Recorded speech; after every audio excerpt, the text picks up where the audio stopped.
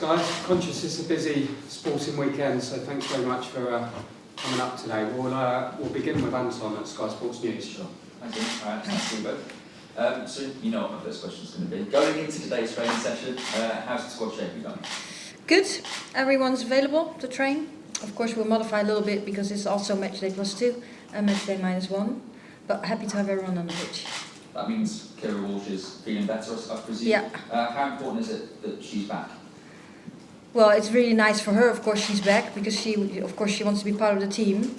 And we want to see her play. And as we said, we want to see many things. That would be really nice to have her on the pitch too. You know you answered a question about this the other night, but you had time to think about it. Obviously, you played Leah in midfield to cover for Kira's absence, and then changed it at half-time. Is that something you're going to sort of try to develop, or is Leah going to remain as defender for the foreseeable? Well, that's one of the things we really want to see. So we're talking about depth in our team, and the opportunities we have when we have to change, or when someone is injured. And Leah is an option. Well, the second half we play Katie is an option too. So that's the information we really need this week to move on. So yes, happy with that. Alex, you see, an assist the other night, back at left back. How does it feel to be sort of playing in a position you don't be playing too much at club? Yeah, fine. It's a position I've played most of my career anyway, so it just becomes natural. I think obviously it is different to playing centre back, and there's areas of the game that I have to change, but it's fine. I practice it in training. I've got good teammates around me to support me to do that. Alex, talk to me about how this time last year compares to how you're feeling now. I suppose this time last year, going into the Arnold Clark Cup, the team hadn't never really won anything. This tournament was really important to kind of get that side sorted as a mentality as well. How does it feel different now that you are a winning team and everybody sees you as kind of the team to be? Different as in, now we are winners. Not different in the sense of we just prepare the same for what's ahead. We're fully focused on the summer, but this week's really important for so many reasons, and to prepare for the summer. You heard Sarina talk about things she wants to experiment, see as many players as possible. Competition is really tough, isn't it, over the next few months? Is that kind of at the back of everyone's mind during this camp? I think it's really healthy. I think it's healthy that we have such good competition, and we have so many players who can play in and play not just one role but more than one. And it's only going to benefit us for the summer. Rather question, I don't, it's every question we don't want to bring up, but we are going to. Look, we saw over the last couple of days, sexist banter, I suppose it was kind of described as in the golf with Tiger Woods sort of making a joke which many find offensive. I just want to know, when we talk about sort of sexism sort of being displayed in terms of laddish kind of sort of way like that, what your reaction is when it's done in such an international kind of way? Honestly, I actually only seen it this morning, so I can't really comment too much on it, but from what I know, he's a massive role model within the sport, and I think if he looks back at it, I think he'll be very disappointed with what he did, and I'm sure he'll apologise for it. So international sports people, still making these kind of jokes on a huge scale, I mean, that's just unacceptable, isn't it? Yeah, well, I think it's very inappropriate. I think he realised that too, and just what Alex says, you're such a big role model, and we can have a positive impact on society, and I think you should be conscious of that at all times. Thanks, Anton. We'll go to the floor. We'll go to Emma at BBC. Hi, nice to see you both. Alex, I'll start with you. I thought you played really well the other day. That must give you a lot of confidence going forward, especially just a few months out before the World Cup, that you're in such good form. Yeah, it was a good night. I enjoyed it. I enjoyed playing my fullback. I had opportunities to get on the ball a lot and go forward. So yeah, really positive performance from everyone. Yeah, and I guess with Rachel Daly obviously playing a lot up front at Aston Villa, it's kind of opened up a few more doors in that, potentially that full-back role as well. Is that something that you're kind of eyeing before the World Cup, thinking, well, because you have got that versatility, you can obviously show Sarina that perhaps left-back might be made your own before the World Cup? I mean, speaking of Rachel, I think she's a brilliant player wherever she's asked to play, and she gives it everything. Obviously, she's been performing really well up top for Aston Villa. I think for me personally, it's just about whatever role I'm asked to do is to do it the best I can. Everyone's going to be asked to do different roles at some point, and that's really important for the team. Yeah, Sarina, obviously Italy up next. What kind of threat do you think that they could pose? Yeah, they're a pretty good team. Well, if you look at the results, that they were a little bit disappointed for them, but I think they played some proper games. What they do tactically, they do different things in the game, which will challenge us.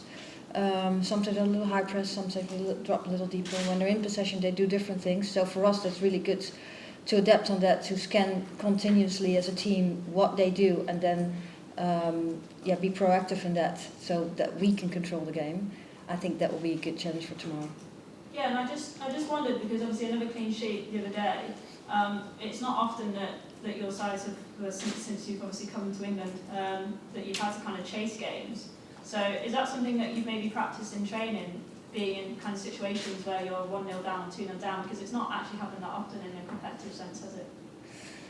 No, yeah, well, we haven't done that lately. We have done that before. We're talking about manage the game all the time. So you don't see that part of practice most of the time. We do some small-sided games. We always talk about when you're up, you're winning, then control the game, but also try to score the next goal. So it's in the team's mind. I think we saw it at the Euros too, and then we just keep that in the team, that always realize what's going on during the game and manage it.